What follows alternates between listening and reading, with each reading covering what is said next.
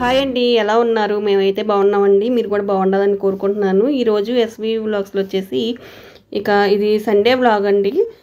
Sunday రోజు అయితే morning అయితే ఇంకా సగ్గుబియ్యం పాయసం ఇంకా ఇడ్లీ వేశాను. ఇంకా గారి కూడా ఉంది టిఫిన్ అయితే.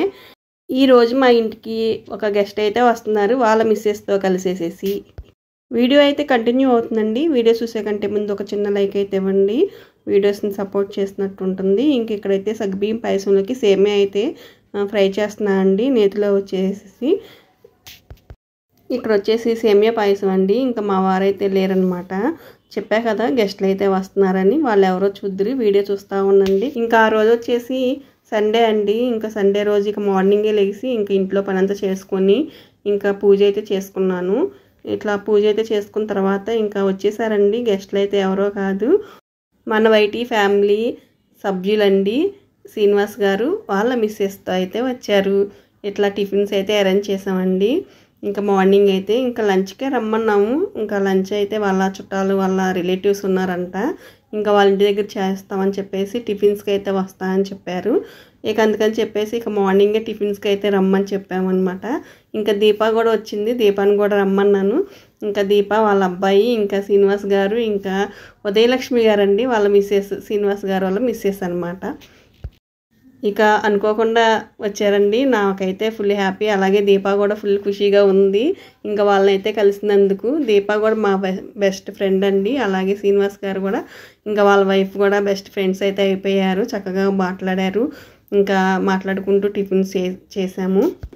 ఒకసారి మేము కోడూరు అయితే వెళ్ళామండి. మా ఆడబడుసు వాళ్ళు వచ్చేసి కోడూరులో ఉంటారు. అలాగే శ్రీనివాస్ గారిది కూడా కోడూరు అనమాట. అప్పుడు వెళ్ళినప్పుడు వాళ్ళని అయితే కలిశాను. వాళ్ళైతే మంచిగా రిసీవ్ చేసుకున్నారండి. శ్రీనివాస్ గారు అయితే వాళ్ళ మిస్సెస్తో వచ్చారు కాబట్టి ఇంకా మన ఆనవాయితీ, మన సంప్రదాయం కదండి, చీర పసుపు కుంకుమ అయితే పెట్టామండి ఉదయలక్ష్మి గారికి.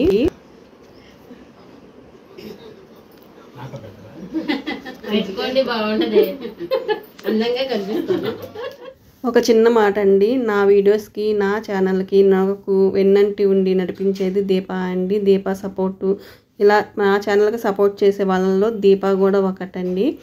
అలాగే చదువుకున్నప్పటి నుంచి నా బెస్ట్ ఫ్రెండ్ అండి దీప కూడా. మధ్యాహ్నం అయితే కొంచెం పని ఉందండి. పని ఉండి బయటకు అయితే వెళ్ళొచ్చిన తర్వాత దుప్పట్లు అయితే ఉన్నాయి. ఇవైతే మిషన్లో అయితే వేస్తున్నాను. ఒక వరుస అయితే వేసాను, ఇంకో వరుస అయితే వేయాలన్నమాట. ఇవైతే ఇక్కడ పెట్టాను. కొన్ని అయితే మిషన్ అయితే అవుతున్నాయి కదా, ఆరేయాలి.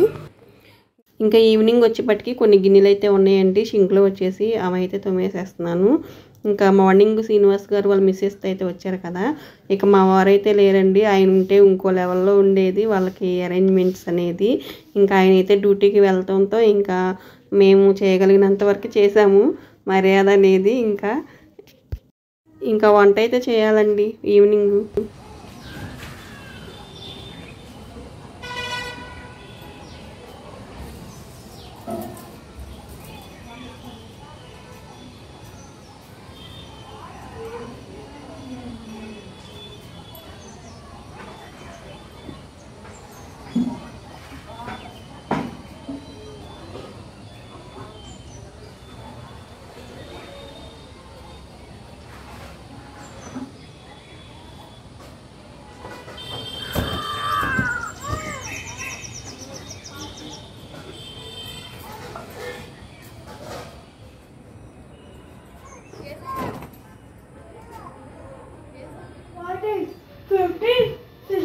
పైదాకా నుంచోవాలి. ఏంటి ఆ గంతులు?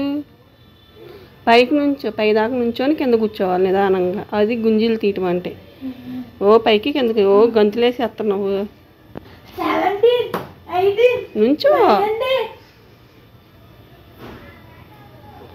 నుంచొని కూర్చోవాలి. అది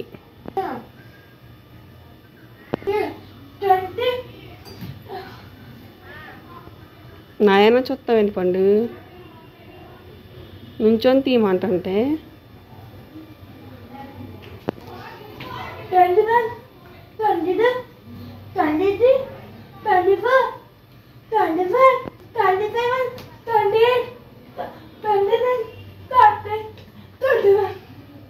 కూర ఏం చేయను, పచ్చిపులుసు చేయనా? సరే అట్టయితే. ఇంకేం వద్దా?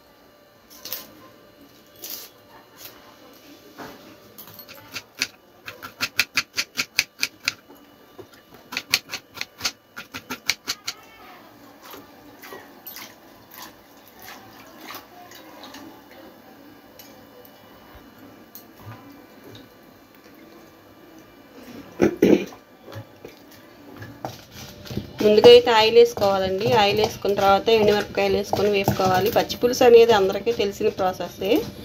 ఇంకా అట్లానే ఎండుమిరపకాయలతో చేసుకుంటారు, పచ్చిమిరపకాయలతో కూడా చేసుకుంటారు. కానీ ఈరోజు నేను ఎండుమిరపకాయలు వేసి చేస్తున్నాను. ఇదిగోండి ఇట్లా అయితే ఫ్రై చేసుకోవాలి. ఇలా ఫ్రై చేసుకున్నాక మనం కోసి పెట్టుకున్న ఉల్లిపాయ పచ్చిమిరపకాయ వేసేసుకోవాలి. తర్వాత కరివేపాకు. నేను చేసే ప్రాసెస్ అయితే చూపిస్తున్నాను అండి. ఒక్కొక్కరు ఒక్కొక్క రకంగా చేస్తారు, కానీ నేను చేసే విధానం అయితే ఇది. కొంచెం కల్లుప్పు.